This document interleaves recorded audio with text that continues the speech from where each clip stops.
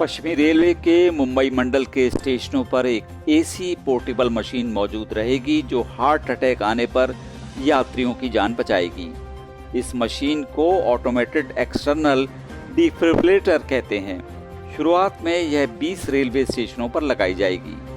पश्चिम railway के मुख्य जनसंपर्क अधिकारी विनीत अभिषेक ने बताया कि ऑटोमेटेड एक्सटर्नल डिफिब्रिलेटर ऐसा उपकरण है जिसका उपयोग अचानक हृदय गति रुकने के दौरान इलाज के लिए किया जाता है। यह मशीन स्टेशन पर किसी यात्री को दिल का दौरा पड़ने पर आपातकालीन उपचार में मददगार साबित होगी।